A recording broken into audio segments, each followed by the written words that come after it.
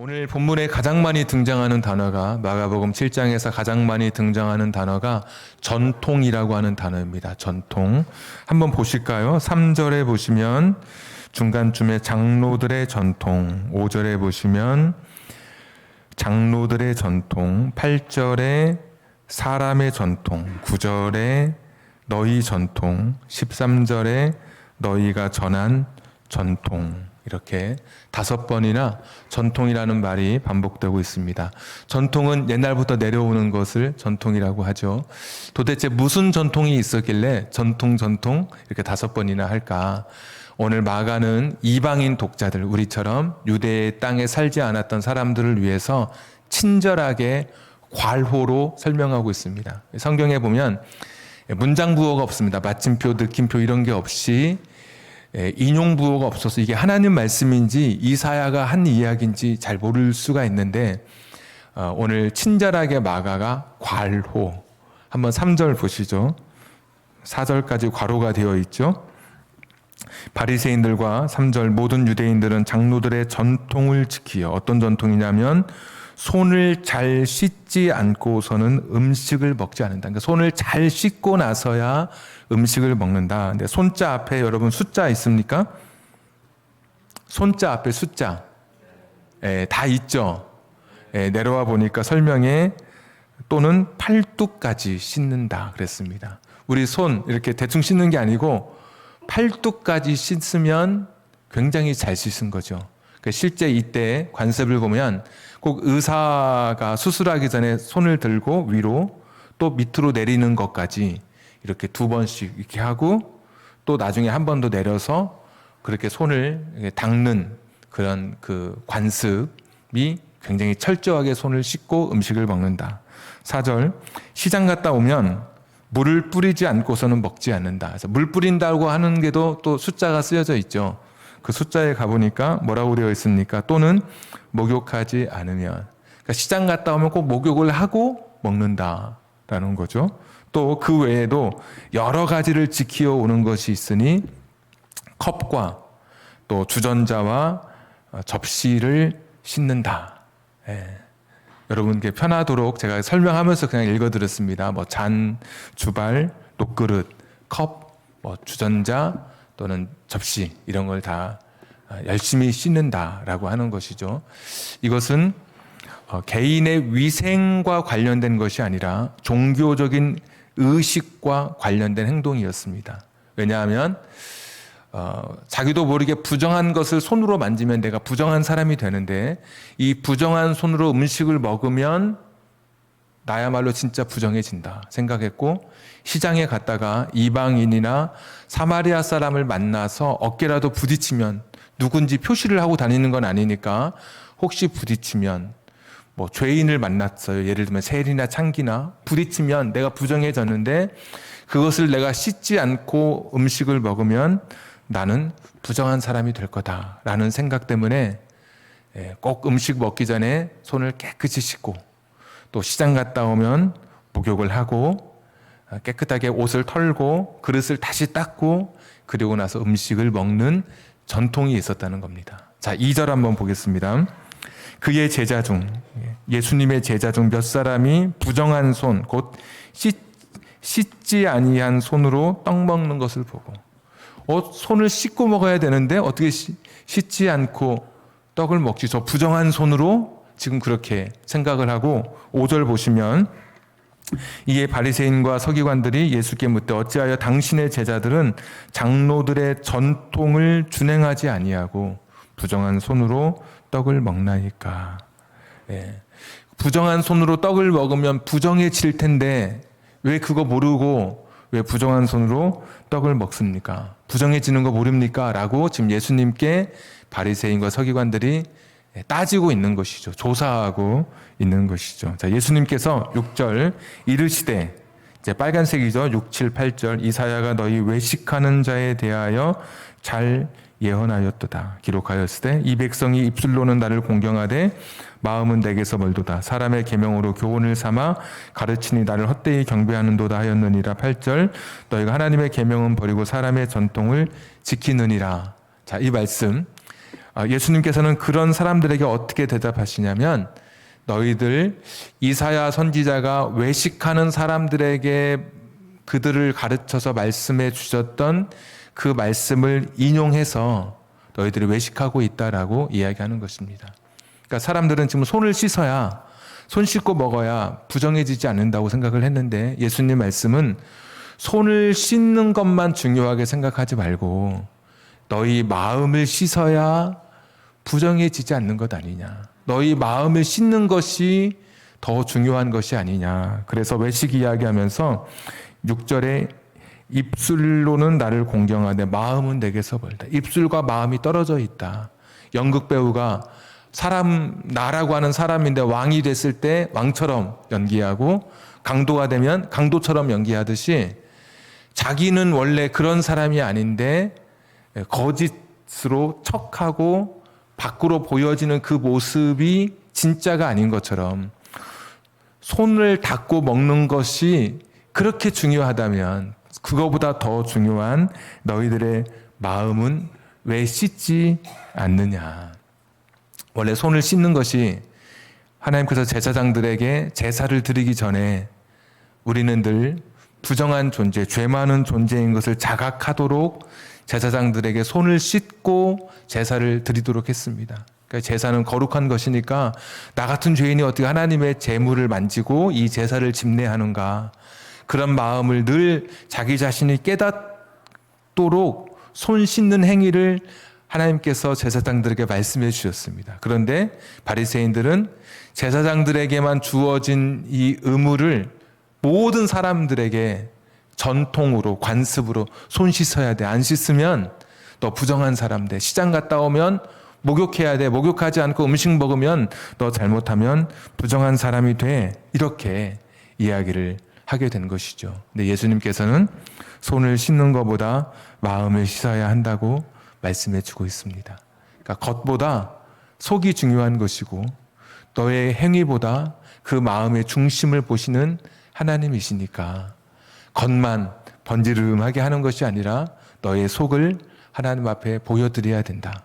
하나님은 사람은 외모를 보지만 하나님은 중심을 마음속을 보시는 하나님이시니까 너도 그렇게 살아야 된다라고 이제 바리새인들에게 예수님께서 말씀해 주시는 것이죠. 자, 한 걸음 더 나아가서 14절 한번 보시면 너희는 내 말을 듣고 깨달으라. 15절 무엇이든지 밖에서 사람에게로 들어가는 것은 능히 사람을 더럽게 하지 못한다. 너희 음식이 사람을 더럽게 하지 못한다. 16절 오히려 사람 안에서 나오는 것이 사람을 더럽게 한다. 사람 안에서 나오는 것이 사람을 더럽게 하는 것이지 음식 그거 먹는 걸로 사람 더러워지는 거 아니다. 이렇게 말씀하시면서 자 20절 말씀 사람에게서 나오는 그것이 사람을 더럽게 하는데 21절 곧 사람의 마음에서 나오는 것은 악한 생각인데 12개 나옵니다. 음란, 도둑질, 살인, 간음, 탐욕, 악독, 속임, 음탕, 질투, 비방, 교만, 우매함 23절 이 모든 악한 것이 다 속에서 나와서 사람을 더럽게 하느니라. 예. 그러니까 진짜 중요한 것은 손을 씻는 게 아니라 너희 안에 있는 12가지 이 악한 마음을 씻는 것이 더 중요한 것이다 라고 이제 예수님 말씀해 주십니다. 자, 여기까지 한번 정리 잠깐 하겠습니다. 이스라엘은 전통이 있는데 음식 먹을 때 손 씻고 또 시장 갔다 오면 목욕하고 왜냐하면 혹시 죄인들과 내가 접촉했을까봐 그래서 내가 부정한 물건을 닿은 같이 맞잡은 손으로 내가 음식 먹으면 내가 부정해질까봐 씻었는데 예수님께서는 그러니까 바리새인들이 예수님에게 왜 당신의 제자들은 손도 안 씻고 먹습니까? 부정한 손으로 먹습니까? 라고 할 때 예수님께서 그것은 다른 것이 아니라 진짜 중요한 것은 손을 씻는 게 아니라 마음을 씻는 것이 더 중요하다. 이사야 시대에 외식하는 사람들처럼 손을 씻고 마음을 씻지 않으면 그것은 하나님께서 인정하지 않는 삶이다. 그러면서 12가지 그 마음 속에 있는 것들. 음식은 우리 몸에 들어가면 끝납니다. 음식은 몸에 들어오면 끝나요. 배에 들어오면 이제 밖으로 나가서 끝나는데 이 죄는 우리 안에 들어오면 그때부터 시작하잖아요. 내 마음에서부터 시작이 되잖아요. 예수님께서 그걸 씻어야 된다. 마음을 씻는 것이 더 중요한 것이다 라고 오늘 마가복음 7장에서 전체적인 이야기를 하고 계십니다. 그러니까 우리가 무엇을 먹고 무엇을 하느냐, 내가 어떤 직업, 어떤 행위가 중요한 게 아니고 내가 하나님 앞에 어떤 사람이냐라는 것이 더 사실 이제 중요한 것이죠. 자, 이제 두 번째 파트 말씀입니다. 오늘 이 본문의 말씀, 우리가 나눴던 이 전체 이야기의 이 말씀은 당시 사람들에게 굉장히 충격적인 이야기입니다. 왜냐? 오래된 전통을 말씀의 제목처럼 깨트린다고 하는 것은 이것은 그 사회에 엄청난 저항과 파급력을 불러오는 겁니다. 조상 대대로 내려오던 것을 지금 예수님께서 깨트리고 있습니다. 율법이 있었는데 그 율법을 해석한 것이 미슈나라고 하는데 그 시행세칙입니다. 안식일을 지켜라. 어떻게 지킬 건가? 2km 이상 못 가고 안식일을 지킨다. 노동하지 말라 그랬지. 어떤 게 노동인가? 추수하는 거 노동이고 의사가 진료하는 것도 노동이고 이런 걸 다 한 게 미슈나예요. 이것도 좀 어려우니까 더 쉬운 게 없을까? 그래서 나온 게 미슈나를 또 쉽게 한 게 우리가 알고 있는 탈무드입니다. 그러니까 탈무드가 성경이 기반이라고 하는 것이 맞는 게 성경의 율법을 좀 더 세분화한 게 미슈나. 세분화한 미슈나를 더 세분화하고 더 삶에 적용할 수 있게 쉽게 만든 것이 탈무드인데 이런 전통을 예수님께서 깨트린다? 그건 엄청난 당시 사회의 충격인 것이죠. 우리가 지금 나눴던 이런 외식, 위선 이런 말씀 때문에 충격받는 게 아니고 이런 전통이 지금 깨지고 있는 것에 충격을 받습니다. 우리가 읽었던 말씀 중간에 고르반이라고 하는 이야기가 중간에 나오는데 이 전통도 예수님께서 지금 깨트리고 계시거든요. 그러니까 당시 예수님은 역사 속에 이스라엘 속에 출현하셔서 엄청난 충격을 사람들에게 주고 있었습니다. 그런데 더 큰 충격이 있어요. 더 큰 충격이. 장로들, 오래된 지도자들이 만들었던 전통을 깬 것도 엄청난 충격인데 가령 제사를 쭉 드려왔는데 몇 년 몇 월 며칠부터 제사 폐지 이런 만약에 정부에서 그런 결정을 내렸다고 생각해 보십시오. 이건 엄청난 것이죠, 이게. 그런 전통을 완전히 깨버렸는데 더 큰 것은 이 19절 말씀 한번 보겠습니다. 19절. 이는 마음으로 들어가지 아니하고 배로 들어가 뒤로 나감이라. 자, 이러므로 시작, 그 다음부터 시작. 모든 음식물을 깨끗하다 하시니라. 아멘. 이 말씀이 마가복음 7장에서 가장 충격적인 말씀입니다. 왜냐? 우리가 레위기 11장 볼 때 4개 영역에서 공중의 새, 땅의 짐승, 바다의 생물, 또 땅에 기는 곤충 4개의 영역에서 먹을 것과 먹지 못할 것을 구별했죠. 먹는 것을, 먹을 수 있는 것을 코셔라고 했고 이슬람에서는 할랄이라고 부르더라고요. 그 율법에 근거해서 먹지 못할 음식이 정해져 있었습니다. 못 먹습니다. 그런데 오늘 예수님께서 어떻게까지 말씀하시냐면 손으로 이렇게 닦지 않고 음식을 먹으면 부정하다고 했을 때 나중에 예수님께서 한 걸음 더 나아가서 아예 모든 음식은 깨끗하다 이렇게 말씀하신 거예요.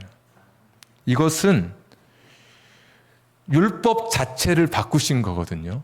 전통을 깨트린 게 아니라 이스라엘 백성이 하나님으로부터 모세를 통해서 받았던 레위기 11장의 말씀이 바뀌어지는 거예요. 율법을 바꾼다? 이거는 상상할 수 없는 것이죠, 진짜. 예수님이 얼마나 큰 당시에 충격을 가져왔냐면 그러면 율법은 누가 바꿀 수 있느냐? 받은 사람이 어떻게 바꿉니까? 율법을 준 사람이 바꿀 수 있죠. 율법을 하나님이 주셨습니다. 그러면 예수님은 어떤 분이시냐? 우리가 마가복음 1장 1절 시작할 때 하나님의 아들 예수 그리스도 복음의 시작이라 그랬잖아요. 마가는 예수님이 어떤 분이신지 지금 말하고 싶은데 오늘 이 전통과 부딪히면서 예수님은 전통을 깨뜨리시는 분이시고 율법을 우리에게 다시 주시는 하나님이신 것이죠. 그러니까 그냥 인간이 아니라 율법을 바꿔주실 수 있는 분, 율법을 새롭게 제정해 주실 수 있으신 하나님의 모습으로 인간의 역사 속에 등장하고 계신 거예요. 모든 음식은 다 깨끗하다. 예수님의 수제자였던 베드로가 요바에서 기도하고 있을 때 환상 중에 하늘에서 보자기가 내려옵니다. 먹으라. 열어보니까 그 보자기에 있는 음식은 레위기 11장에서 금지하고 있는 음식들입니다. 저 부정하고 속된 거 못 먹습니다. 한 번도 먹어본 적이 없습니다. 하나님께서 내가 깨끗하다고 하는데 누가 부정하다고 그러냐고. 하나님께서 내가 깨끗하다고 한다고. 내가 깨끗하다고 하는데 누가 부정하다 해. 오늘 예수님께서 모든 음식은 깨끗하다 하셨는데 그 말씀을 하나님께서 인정해 주신 거예요. 맞아. 모든 음식은 깨끗해. 그러면서 이제 고넬료 집에 가서 베드로가 복음을 전하는 이야기가 이어지게 되는데, 그러니까 사람들은 볼 때 예수님의 모습을 보면서 야, 모세와 같으신 분인가 보다. 모세처럼 우리에게 율법을 주시고, 또 생각해 보니까 사람들이 모세와 예수님의 공통점도 많이 찾게 되죠. 뭐 출애굽했던 것처럼 죄에서 우리를 꺼내 주시고 가나안 땅에 우리를 인도해 가시고, 그런데 모세보다 더 크신 분으로 오늘 마가복음 7장은 우리에게 소개해 주고 계신 것이죠. 왜? 율법을 바꾸신 분이니까. 하나님이신 분이신 것이죠. 그러고 보니까 모세는 연약한 인간이었어요. 중보 기도를 드렸지만 자신이 중보자가 될 수는 없는 그런 존재였어요. 그런데 예수님께서 중보자가 되어주시죠. 모세가 어느 날 이스라엘 백성들을 모아놓고 하나님께서 나와 같은 선지자를 보내주신다고 했다. 그렇게 말씀해 주세요. 나와 같은 선지자를 하나님께서 보내주신다고 너희들에게 약속했다. 바로 그 뒤에 보면 호렙산에서 하나님 얼굴 보면 죽을까 봐 두려워하던 사람들에게 중보자를 보내주신다. 예수님 같으신 예수님이 그 역할에 딱 맞는 것 같죠. 그런데 다르더라고요. 모세하고도.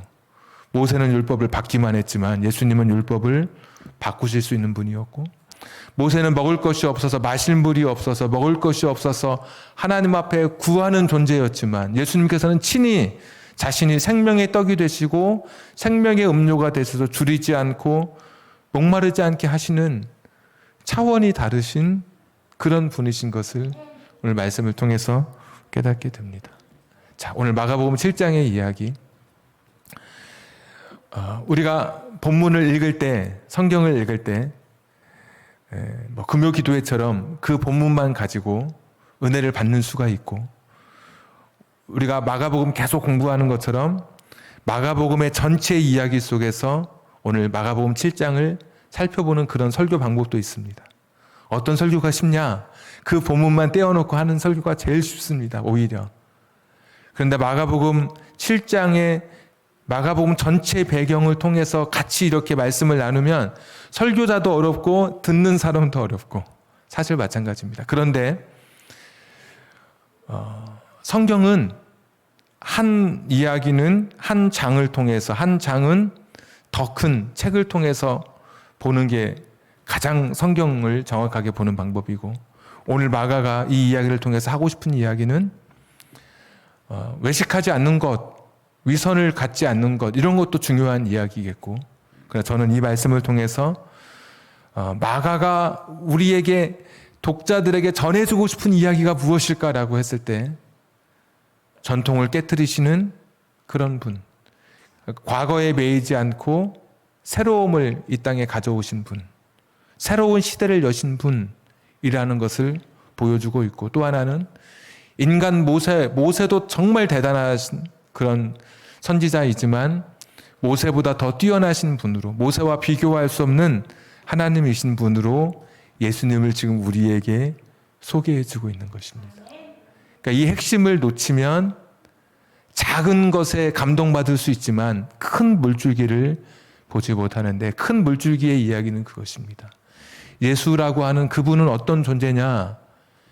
과거에 그렇게 오랜 시간 내려왔던 과거의 구습과 전통을 다 깨트리시고 역사 속에 새로움을 시작하시는 분, 새롭게 역사를 시작하시는 분. 예수님은 어떤 분이시냐? 인간 모세처럼 율법을 그냥 수여받기만 하는 대단한 존재의 그 중에 한 사람 정도가 아니라 모세를 훨씬 뛰어넘는, 하나님의 말씀을 재해석하고 그 말씀을 완성하러 오신, 성취하러 오신, 말씀을 우리에게 주시는 하나님이시라고 오늘 마가는 우리에게 가르쳐 주고 있는 것입니다. 예수님은 우리의 역사 속에 새로움을 가지고 오셨고 새롭게 역사를 시작하셨던 그런 분이십니다. 그 예수님은 역사 속에 인간으로 오신 것이 아니라 하나님으로 오신 그런 분이셨습니다. 그래서 오랜 전통을 깨트리고 말씀을 다시 완전하게 바꿔주시는 그런 분이셨습니다. 이 예수님이 우리의 인생 속에도 찾아오시는 것입니다. 예수님이 우리 인생 속에 찾아오면 우리 인생이 그때부터 새로워지는 삶을 새 출발, 새로운 역사가 시작됩니다. 과거의 내 삶을 굴레처럼 막 칭칭 감았던 과거의 내 삶의 그 잘못된 기억들, 추억하고 싶지 않은 내 삶의 과거의 아픔들, 그리고 우리 집 내력으로 내려오던 어떤 전통들, 우리 가족을 막 묶어놓고 있는 그 과거의 어떤 것들이라 할지라도 예수님 안에 있으면 예수님은 새롭게 역사를 시작하시는 그런 분이신 거죠. 예수님 안에서 내 인생은 새로워지는 거예요. 그래서 고린도후서 5장 17절에 누구든지 그리스도 안에 있으면 새로운 피조물이 되는 거예요. 이전 것은 다 지나간 거예요. 전통을 깨트리시고 과거의 것을 멈추게 하시고 새로운 일을 시작하신 그 예수님께서 저와 여러분의 인생에 오셔서 새롭게 그 일을 시작하실 거예요. 또 그분은 하나님이신 거예요. 인간이 아니에요. 전능하신 하나님, 우리가 그동안 계속해서 살펴봤던 마가복음을 통해서 계속해서 확인했던 하나님이시잖아요. 지난주에 게네사렛 땅에서 치유의 은혜를 베푸셨던, 육체와 영혼을 제한 없이 치유하실 수 있었던 구원자이신 그 주님께서 우리의 인생 속에 찾아오시면 우리의 역사가 달라지게 되는 것이죠. 예수님 안에서 우리의 인생은 새롭게 재해석되는 것입니다. 예수님 안에서 우리의 인생이 새로운 가치를 발견하게 되는 것입니다. 예수님 안에서 내 인생이 새롭게 시작되는 것입니다. 오늘 오래된 가치, 오래된 전통, 오래된 습관, 오래된 과거의 관행, 묵어있던 것들도 예수님 안에서 모든 것이 다 깨어지게 됐습니다. 예수님 안에 여러분 자유함이 있습니다. 2000년 전에만 새로운 역사가 시작된 것이 아니라 지금도 예수님 안에서 새로운 은혜가 시작된 것입니다. 모든 음식이 깨끗했던 그 시대로 예수님께서 지금 이스라엘을 데리고 가시는 겁니다. 이끌고. 모든 음식이 깨끗하다고 해당했잖아요. 모세 이전에 모든 음식이 깨끗했던 그때로 그 하나님의 나라잖아요. 회복된 하나님의 나라. 에덴 동산의 모든 음식을 다 먹게 해주셨어요. 부정한 음식이 없었어요. 모든 것을 다 먹게 해주셨을 때에 그 온전했던 하나님 나라로 다시 예수님께서 회복해 가시는 거죠. 모든 음식 깨끗하다고 하시면서 그 처음에 그 나라로 다시 하나님 나라를 회복시키시는 예수님의 모습을 보게 됩니다. 음식이 더 이상 사람을 더럽힐 수 없는 그 하나님 나라를 보여주고 계신 거예요. 예수님 안에서 하나님의 나라가 오늘도 시작됩니다. 새 포도주는 새 부대의 부라고 이미 말씀해 주셨던 것처럼 마가는 예수님을 통해서 새로운 역사가 시작됐다. 예수님을 통해서 새로운 날들이 시작됐다. 예수님을 통해서 그 옛날에 음식으로 인해서 더럽혀지지 않았던 그 옛날의 원형의 하나님의 나라가 다시 회복됐다라고 말씀해 주고 계시는 거예요. 예수님 안에서 우리 인생도 새롭게 시작됩니다. 예수님 안에서 하나님 나라가 시작됩니다. 예수님을 내 가슴 속에 모시면 내 인생에도 하나님의 나라가 펼쳐지기 시작합니다. 죄가 머물 수 없는, 죄가 더 이상 힘을 쓰지 못하는, 눈물도 없고 아픔도 없고 고통도 없는 그 영원한 나라를 소망하면서 이 땅에서부터 우리가 하나님 나라를 살아가게 되는 것입니다. 오늘 마가복음 7장의 이 길고 긴 이야기 속에 자칫하면 핵심을 놓칠 수 있을 뻔한 이 복잡한 이야기 속에서도 우리는 하나님 나라를 여기서 발견하고 예수님 그분이 오시면 새로운 인생이 펼쳐진다. 새로운 역사가 시작된다. 오늘 이 예수님 모시고 다른 거 다 잊었다 할지라도, 뭐 전통 이런 거 다 잊었다 할지라도 예수님 그분이 오시면 내 인생은 비로소 눈을 뜨게 되고 가치 있게 되고, 과거 내 슬픈 지우고 싶은 내 인생의 시간들이라 할지라도 예수님 그분과 함께 내 인생은 오늘부터 일일이 되는 것, 내 인생은 새로워지는 것. 그 예수님은 인간이 아닌 하나님이신 그분이 내 인생에 오시는데 내 삶은 이제부터 그분이 다시신 하나님의 나라를 살아가게 되는 것입니다. 오늘 이 은혜가, 또 이 복음 안에서 이 자유가 여러분에게 넘쳐나기를 주님의 이름으로 축복합니다. 우리 같이 복음성가 10월의 찬송 우리 같이 한번 찬양하도록 하겠습니다. 10월의 찬송, 주보에 있는 악보와 화면에 뜨는 악보가 조금 다른 부분이 있습니다. 어떤 것이든 여러분 맞춰서 그냥 부르시면 되겠습니다.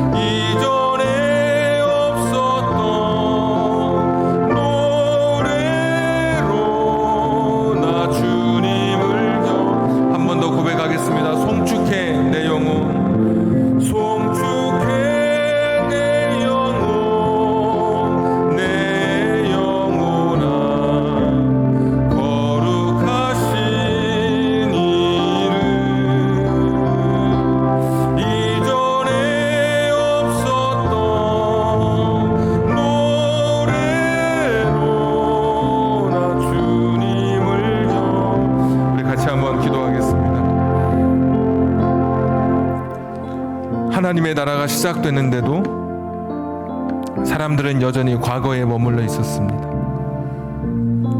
마가는 새로운 나라가 시작됐다고 이야기하고 있습니다. 전통이 깨어지고 심지어 율법까지 바뀌어지는, 다시 원래의 자리로 찾아가게 되는 그 하나님의 나라가 시작됐다고 이야기하고 있는 것이죠. 예수님 그분이 오셨습니다. 역사 속에 오셨고 그리고 우리의 인생 속에 오셨습니다. 예수님 그분이 내 삶에 오시면 내 인생도 새롭게 시작되는 것입니다. 하나님이신 그분이 내 인생 속에 찾아오시면 내 인생의 이야기는 이제부터 경이로움으로, 경탄할 만한 새로움으로 가득 찬 인생을 살아가게 될 것입니다. 예수님 안에서 내 인생이 새롭게 발견됩니다. 예수님 안에서야 내 인생이 새롭게 해석되어질 것입니다. 새로운 나라가 시작됐습니다. 새로운 역사가 펼쳐지게 됐습니다. 2000년 전의 그 일이 오늘 우리에게 있기를 원합니다. 불렀던 찬송에 보면 이전에 없었던 노래로 나 주님을 경배해. 그 누구도 부르지 않았던, 과거에 나도 부르지 않았던 오늘 우리들의 노래, 나의 노래를 지어서 하나님 앞에 이 시간 노래해 보십시오. 내 인생 속에 찾아오신 새로운 나라, 내 인생을 새롭게 출발하게 하신 그 은혜를 노래로 지어서 이전에 없었던 노래로 주님을 향해 만들어 불러 보십시오. 주님 안에서 새롭게 시작하겠습니다. 주님과 함께 새로운 인생의 역사를 써내려 가겠습니다. 우리 같이 한번 주신 말씀 기억하면서 기도하겠습니다. 전능하시고 자비로우신 아버지 하나님, 과거에 매여 있지 않게 해 주시옵소서. 예수님 오시면 새로운 역사가 펼쳐집니다. 예수님 오시면 새로운 일들이 일어나게 되는 것처럼 전통이 깨어지고 율법조차 다시 원래의 자리로 돌아가는 이 놀라운 예수님의 등장 앞에 오늘 이 예수님과 함께 우리의 인생도 새로워지고 놀라움으로 가득 찬 인생 될 수 있도록 하나님 도와주시기를 빌고 원합니다. 우리의 인생도 새로운 역사가 써내려가게 해 주시옵소서. 우리의 인생에도 새로운 이야기가 기록되게 해 주시옵소서. 내 과거의 전통이 바뀌고 관습이 바뀌고 습관이 바뀌고 내 삶에 있었던 것들로부터 자유해지는 은혜가 있게 해 주시기를 빌고 원합니다. 과거의 기억에 매이지 않게 해 주시옵소서. 과거에 붙들려 살지 않게 해 주시옵소서. 예수님 안에서 새로운 인생으로 새로운 삶으로 시작하게 해 주시옵소서. 하나님이신 예수님 그분이 내 인생 속에 찾아오심으로 새로운 은혜를 누리며 살게 해 주시옵소서. 예수님과 함께 살아가는 이 놀라운 삶을 우리에게 허락해 주시옵소서. 은혜를 주시기를 빌고 송축해 내 영혼, 송축해 내 영혼, 내 영혼아 거룩하신 이름, 이전에 없었던 노래로 나 주님을 경배해.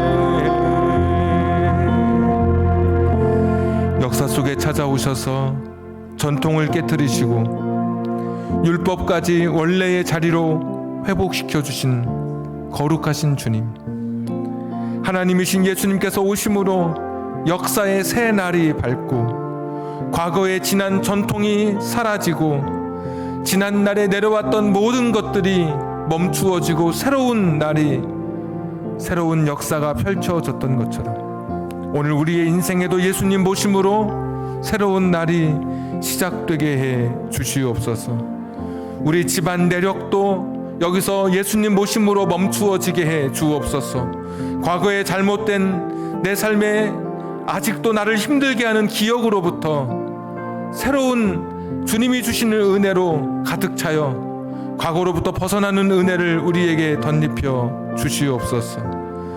과거의 실패로부터도 나를 묶고 있는 굴레로부터도 다시 시작하게 해 주시옵소서. 그리스도 안에 있으면 새로운 피조물이라 이전 것은 지나갔으니 새로운 피조물로 새로운 날 하나님이신 예수님 모시고 인생의 역사를 새롭게 써내려가는 우리들 되게 해 주시옵소서. 예수님 안에서 내 인생이 해석되게 하시고 예수님 안에서 내 인생이 가치를 발견하고 예수님 안에서 내 인생이 새로운 날, 새로운 역사를 써내려 가게 해 주옵소서. 이제는 우리 구주 예수 그리스도의 은혜와 하나님 아버지의 극진하신 사랑하심과 성령님 감동, 감화, 내주 충만하심이 과거의 전통을 깨트리고 율법마저 완전케 하신 하나님이신 예수님 그분을 2000년이 지난 오늘 내 삶의 모심으로 내 인생도 새로운 역사를 써내려가고 새로운 삶을 펼쳐가기를 소원하고 결단하는 우리 사랑하는 성도님들 머리 위에, 저들의 가정과 직장과 사업장과 환경과 인생의 꿈 위에 선물로 주신 자녀들 머리 위에 지금부터 영원까지 함께 하시기를 간절히 축원하옵나이다. 아멘.